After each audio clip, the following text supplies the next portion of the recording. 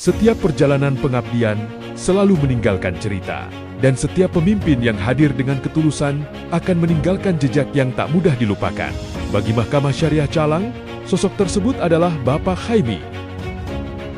Lahir di Aceh Tengah pada tanggal 15 Januari tahun 1981, Bapak Haimi mengawali perjalanan pengabdiannya di lingkungan peradilan agama sebagai calon hakim Mahkamah Syariah Sigli tahun ke-2007, Pengadilan Agama Tarempa, Pengadilan Agama Dabul Singkep, Mahkamah Syariah Calang, hingga Pengadilan Agama Klaten menjadi bagian dari perjalanan panjang yang membentuk pengalaman, wawasan, dan kepemimpinan beliau. Pada tahun 2021, beliau dipercaya mengemban amanah sebagai Wakil Ketua Mahkamah Syariah Calang.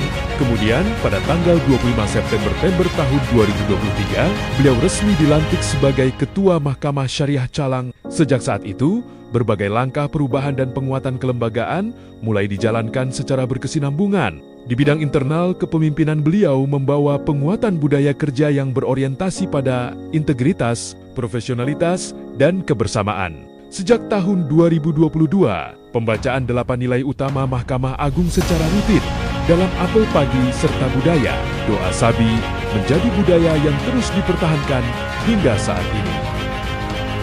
Budaya kerja yang dibangun tersebut menjadi fondasi penting dalam menciptakan lingkungan kerja yang harmonis, disiplin, dan berorientasi pelayanan.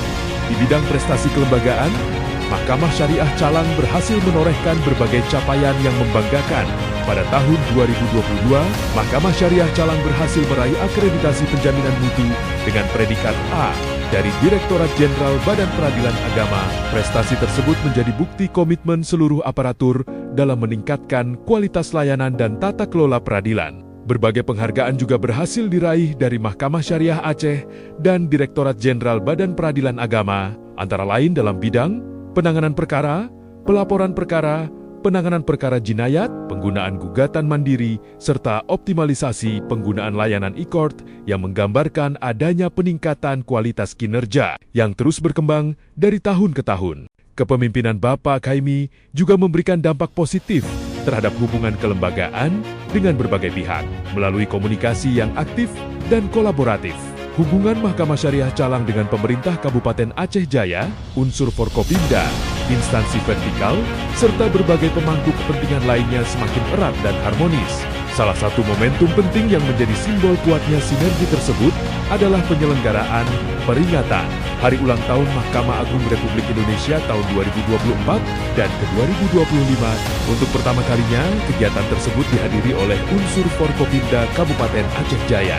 Sebuah langkah yang menunjukkan semakin kuatnya hubungan kelembagaan antara Mahkamah Syariah Calang dengan seluruh unsur pemerintahan daerah Kabupaten Aceh Jaya.